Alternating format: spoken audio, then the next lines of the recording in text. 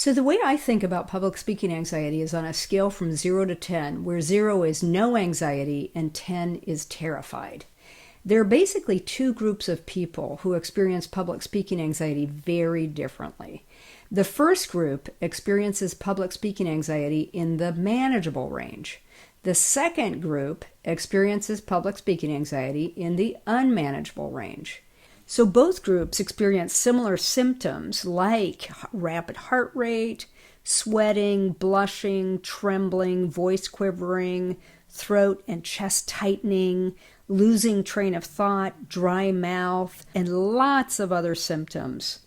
But the symptoms become much more intense as your anxiety increases. So here's an example of how someone in the manageable range might experience public speaking anxiety.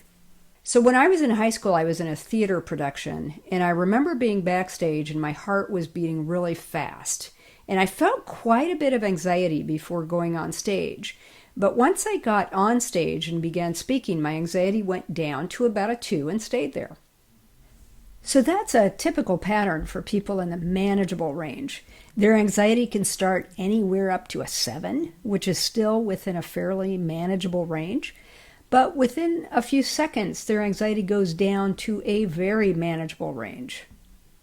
Then there's a smaller percentage of the population that functions in the unmanageable range. This is where you may have debilitating anticipatory anxiety leading up to a presentation, a wedding speech, or some kind of public speaking event. Anticipatory anxiety can create so much stress and worry that you lose sleep for months before the event and can't relax. And here's what happens when you're speaking. Instead of the anxiety going up and then down in a few seconds, it goes up and escalates. It's a very painful experience. People who have this type of anxiety may experience breathlessness, where they can't catch their breath, and this makes speaking impossible. They experience intense bodily symptoms like extreme sweating, heart racing, voice quivering, body trembling, and many more debilitating symptoms. Sometimes the anxiety escalates to panic and they have to leave the room. It's incredibly humiliating and painful. People in this category usually feel shame and loss of self-confidence. They're typically intelligent, articulate, and competent, but the anxiety takes over their ability to perform and communicate.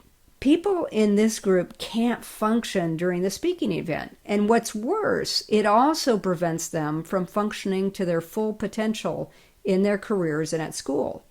They may not be able to interview for jobs because of the public speaking anxiety. They may turn down promotions to avoid public speaking. They may not graduate from school because they avoid classes that require presentations. This leaves these intelligent and articulate people with fewer career and educational options because public speaking is extremely painful. This is why the unmanageable range is sometimes called a public speaking anxiety disorder, because it affects people's functioning and quality of life. This is where the anxiety is debilitating enough that it's preventing that person from functioning effectively in their career, at school, or in their relationships. Now, I hesitate to use the word disorder because some people may feel shame when they hear it. And there is no shame in having higher levels of public speaking anxiety. We're not ashamed when our bodies get bronchitis or the flu.